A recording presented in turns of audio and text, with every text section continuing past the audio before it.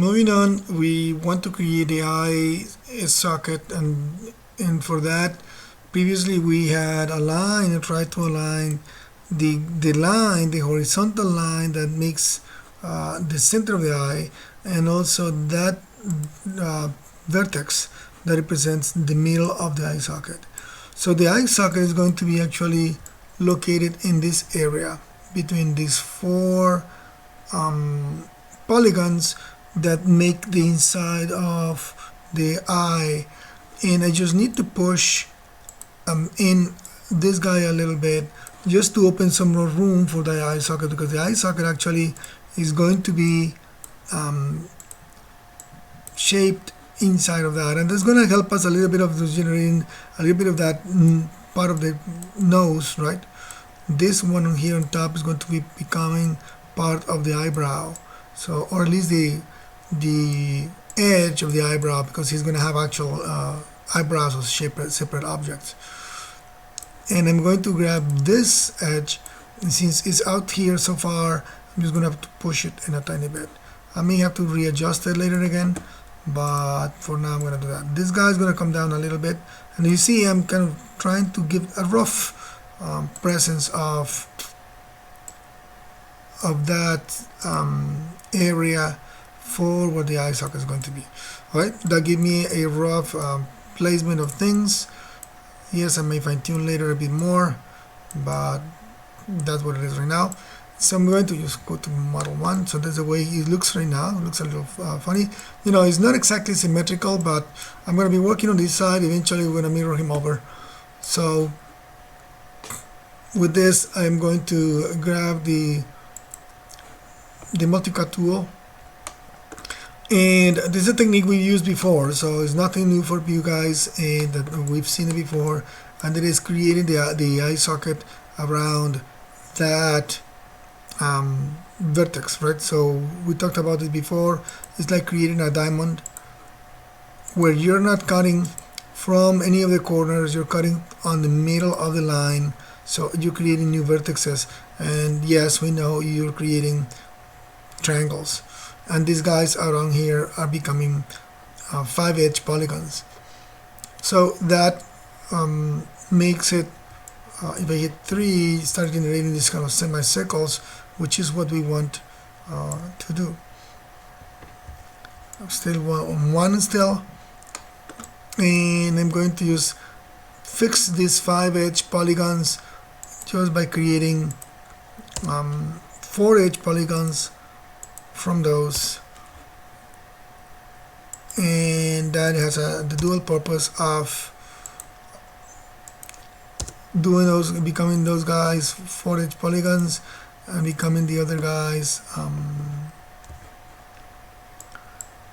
quads. So you still just start seeing how they become quads, and the nicest thing about that is that, of course, we have created a loop around here. So there's this famous loop that we always talk about. There it is. We just have generated a loop, and in this case, yeah, that one is not doing it because it's not mirroring all the tools, but that's okay. And now I'm going to go to the front view and identify those 4 faces. So you see them there, and there's, yes, they're still roughly located where we need them to be, and I'm going to just scale them down a tiny bit, right? So they are still scaled there, maybe a little too much, and then I'm going to extrude them in. So extrude 1 time, and I'll just change to the move tool and move this guy in a little bit, and then I'm going to do it 1 more time. Remember, you repeat G, will repeat the last tool that you used from the overhead menu. So there it is. It became my eye socket. It's tiny, but that is giving me the information that I need to work with.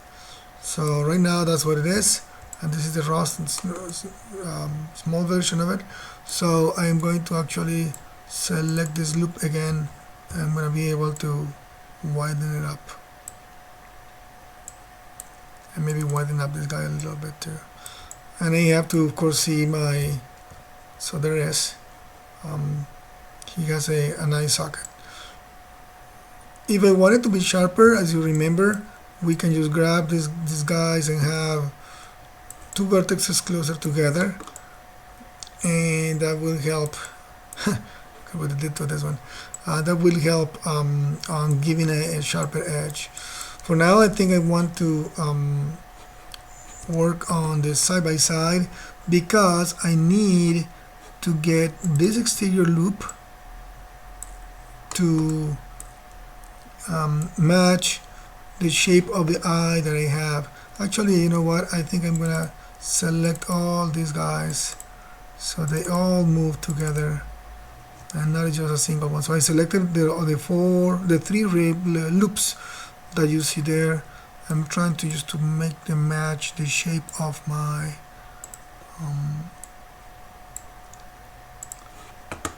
eye socket on my drawing. I'm turning on now the sub-selection tool, 0.5, so that I can just correct some of it, so I'm not pushing too much a single point, but better having them all there. I'm making these ones go almost to the edge of a shape, not completely, because in Cecil's case, he his model has, he is not his eyelids are not part of his face. His eyelids are separate models that we'll talk about later, but his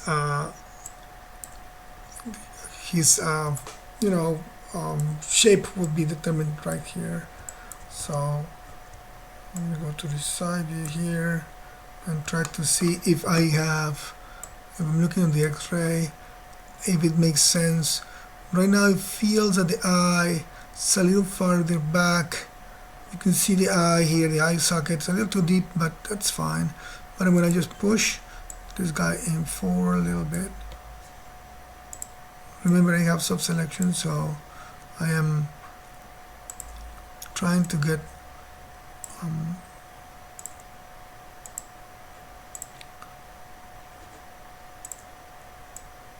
I'm trying to fit, and I know it's hard to look at there, but if you see it, just trying to get it to fit more of that semi angled placement of the eye. And yes, there are some ridges and things that need to be fixed, but for now it's a little bit easier to work this way. So there is, and this one seems to be pushed farther too much, but I want to just get this one back this way here, so that it starts getting a little more.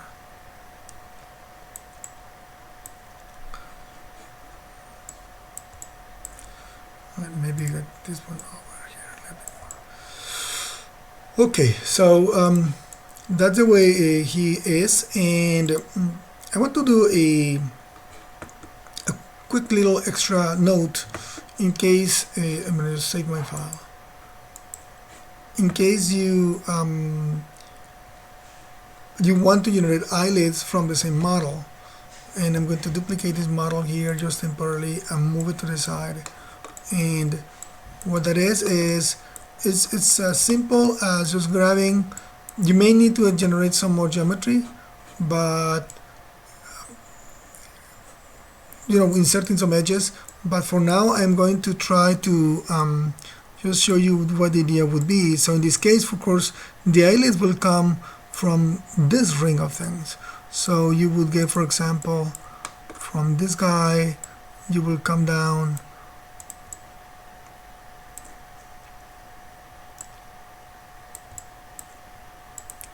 and of course you have to follow your model, but better your model sheet is what I'm referring to, and you will get this one up. So through a process that we're going to see later, called blend shapes, we will get, I'm going to get out of the sub-selection for a moment because he needs a little more definition here. So you see it pretty much acts the same way the mouth does, having a loop around it. And yes, you would need now to insert an edge loop around here in order to give some more definition for that eye and the suggestion of the eye socket. And even if you want to get a little more of a deeper shape for the eyelid, and maybe a little bit, this guy is a little bit softer here. Right now I don't have soft selection because I don't want it, but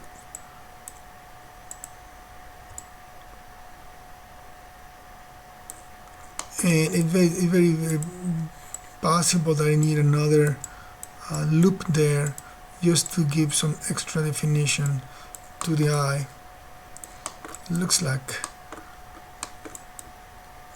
you need some more sculpting here, but yeah, I'm not going to go too deep because I know on this, because I don't have a character sheet to go after. But that is the principle behind it. Probably for the eyelid you would need another X loop here so that you can play with the eyelid some more. Not that, object mode. So you could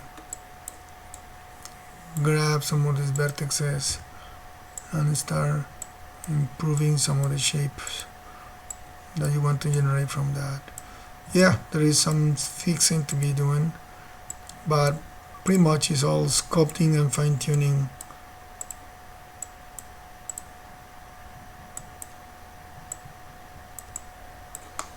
Anyways, that would be the case if Cecil had eyes, eyelids that were part of his body. It doesn't look pretty, but I think you understand what I'm trying to show you.